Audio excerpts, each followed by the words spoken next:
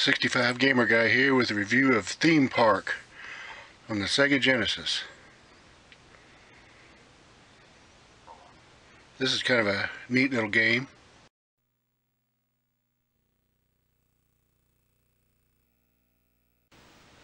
To get started, I'm going to enter a code to give you a lot more money, because basically when you start off without entering a code, you really don't have that much money, and it makes it kind of hard because you have to sell your park.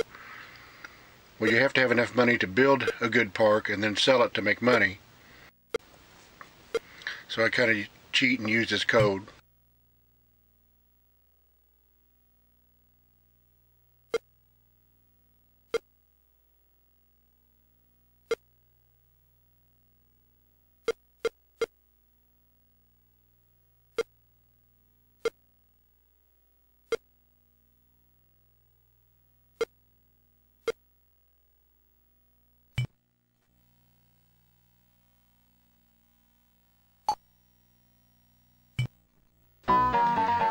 And another thing I do is when I start the game, when I actually get into the building part here, the theme park, I speed the game up, because initially you don't have hardly any rides you can use, and the ones that you can use I found out over the course of time, because initially when I first started playing this game, I've had this game for several years now, I would try to build every ride in the park, and I found out that things like the bouncy house, I think the teacup, some of the earliest rides you get, they will actually blow up, and once something blows up you can never rebuild in that spot. So I kind of skip those rides and I wait for other rides that are more reliable to come in, then I use those to start building my park. So that's why I speed it up, because you have to put out so much money per month. I think your maximum is $2,500 to basically develop more rides. If you don't put any money in, then you never get any new rides, and you're kind of stuck with what you've got. So that's why it helps to have all the money with the code. But anyway, once you get in, you can build the rides the way you want, and there's really a lot going on in this game, because you can click on each. You can click to go to your little control panel, click the question mark, and you can click on each visitor, and it'll tell you things like how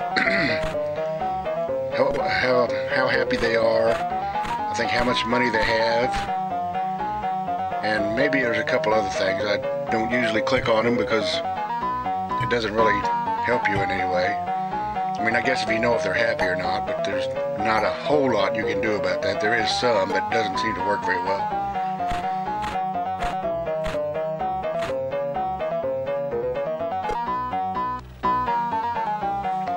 Then you can pick what rides you want and put them where you want. I kind of go with I come up and go straight over on both sides. Sometimes I connect the middle, sometimes I don't. I don't know if that kind of helps keep them separated or not. They kind of they seem to prefer going to the right. If they get off a ride anywhere in the park, they almost always turn right, unless there's a ride straight across from them that they can go into. So it's kind of weird once you make a loop, then they'll eventually come back around, as long as you don't make them walk too far, because if they walk too far and there's nothing to do, they'll just walk straight through the grass, go to the exit, and leave. So they can be somewhat picky.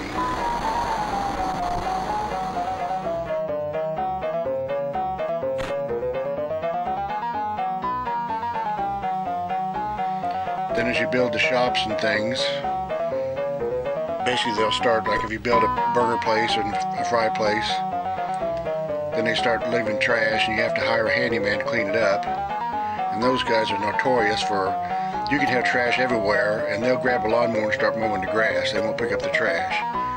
So you have to watch them. You can click on them, grab them with some tweezers and bring them back down and put them to pick up the trash. But it's kind of a pain because you have to do that quite a bit.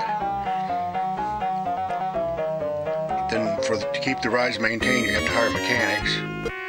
And you don't have to have one per ride. I usually have maybe one mechanic do about 3 rides. Like I said, if you don't pick the rides that blow up right away, then you'll be alright. They can usually keep up with that. And some rides, I think the water log ride, it'll show smoke and stuff, but I've never actually seen it blow up. It just smokes forever, but eventually somebody will come and fix it.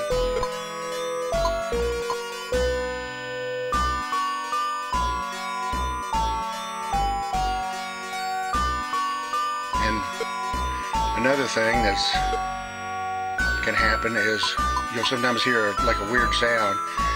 If you look down where the bus comes in, you'll see a little guy on like a moped or something like that. When he'll come in, he won't pay, he breaks in, and he supposedly tears stuff up. I don't know that I've actually seen him do that, but sometimes when you get your park really big, you don't really notice him coming in, so I don't always see him. He's always the one, if you build the California park, he's always the one without the sunglasses on. Everybody else has sunglasses on.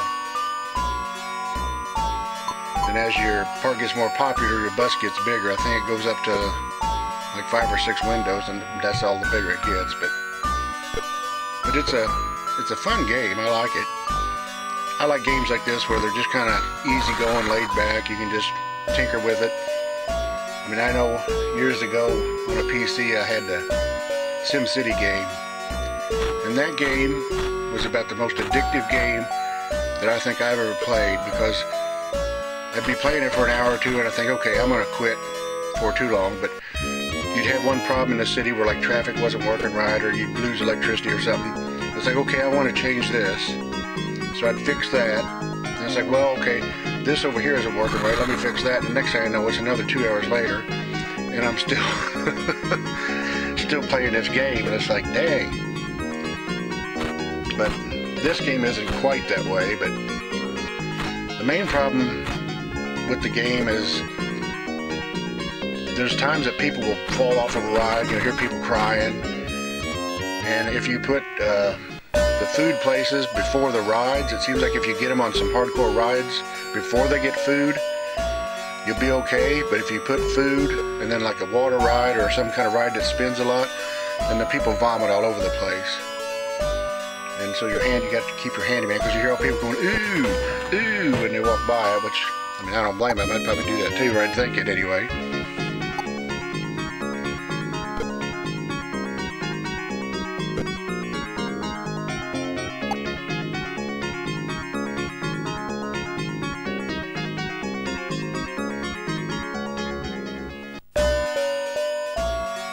And you've got what's called an entertainer that I guess is supposed to make the people happy, especially if they're waiting in line. But the thing I've noticed about the entertainer is you put it somewhere and it'll be there for a while, and the next thing they just vanish. You never see them again. I don't know why that is. I don't know if that means they've accomplished their goal, or they just quit, or what the deal is. But once you do hire some people, then you have to negotiate. I think it's every other year, but 1 year is for people, 1 year is for your goods. So you have to negotiate. So that's why you see the hand sliding back and forth, trying to basically try to get a cheaper price on them if you can. And then if you don't agree with them, then the people will go on strike. Like the mechanics will go on strike if you don't agree for them. And I don't know what the food places just run out of food, I think, is what they do. So you can't actually serve anybody any hamburgers or anything until you come back the next year and renegotiate. I think it's the next year, maybe it comes back sooner. I don't remember off the top of my head.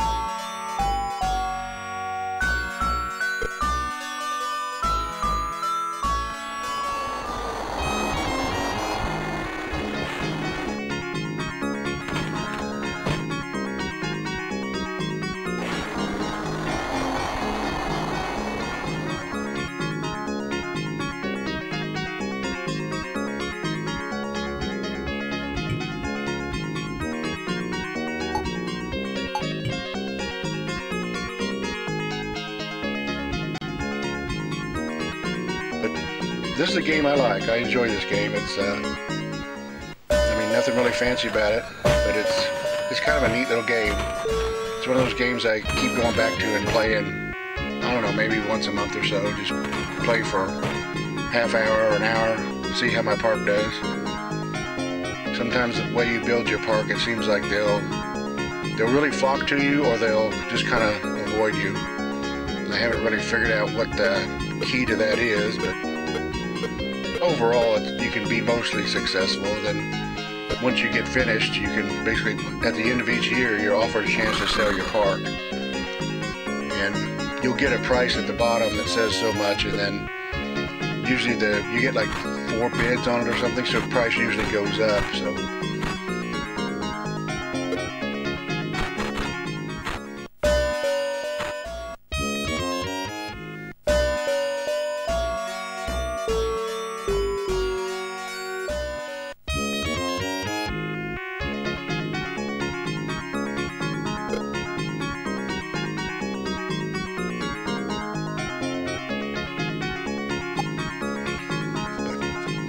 yeah, this is a game I kind of enjoy.